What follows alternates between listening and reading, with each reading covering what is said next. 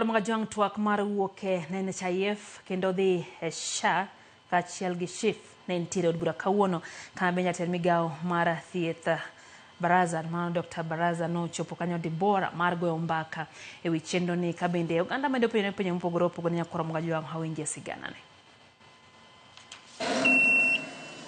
Ka odong' mana seche machuok kende to kit okumba mar thieth mar SHA chako tiyo pacho ka.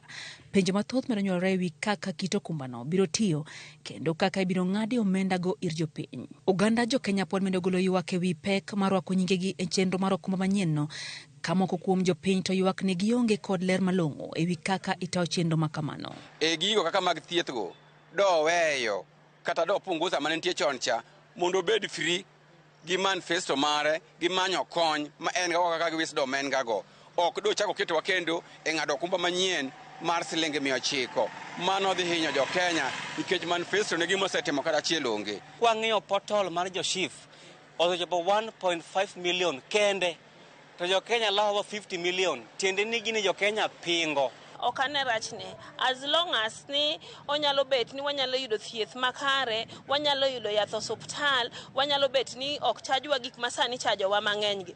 Ne wach kata kamano kanif ni dhi godo tiyudo ka pod nitie pesa moko manyaka ichul mang'eny. Motelo ne chako chenro ni ayanga. Jatend migawo mar thieth Debora Barasa ne oketie tago maliet madwoko penjo ewi chenro no e kinde mano ochopo nyim komiti mar od bura marango weche mag thieth. Penjo mane nenore ka gima ne onge kod duoko makare wigi. How have you categorized them? That this category will pay this much, this category will pay this much. We just want that flow. Yes, for Ministry of Education, the challenge was the bands were larger, but for us, the bands are smaller. And that is why... Just explain what's that band, what are the bands you have? So we will give you the report for the bands, but what I can assure you is the accuracy is 95%. With the low band, and we are able to... Orders, yes. Yes. We want you to give us the bands. Yeah?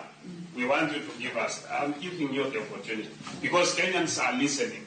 They want to see their cabinet secretary for health telling them that when you are in this, we are going to categorize you based on this means testing. Yes. We also want to know that all the people involved do not have any link with either providers of insurance or providers of healthcare in this country, because those have been in the papers. You have not given us information to dispute them. So deep inside our hearts, we still believe it is there until we get information from you.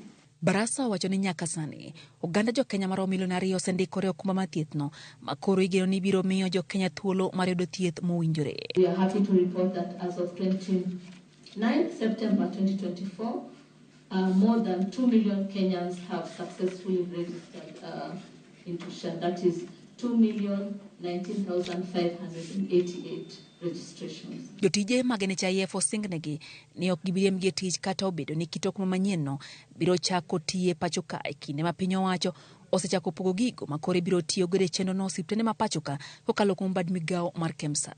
And the master trainer of trainers for the Social Health Authority staff who are 80 and the county TOTs who are 600 have been trained on the provider portal. We are happy to report that 5,000 tablets have been distributed to the county offices. SIM cards activation has also been conducted with data present. Migawo mar thieth oyango ni oganda ma osendikore biro yudo thieth manono ne jotuo osiptende mag level 2 e pacho ka mangima. Ka bende migawo no oyango chiwo sir mag masinde ndikruok osiptende mantiere kod ng'ikruok e teko mar stima. Penjo mathoth ma oganda jo Kenya koro penjore ni to ang'o mabiro timore ne jo Kenya makoro biro bedo ni pok ondikore chakre kiny.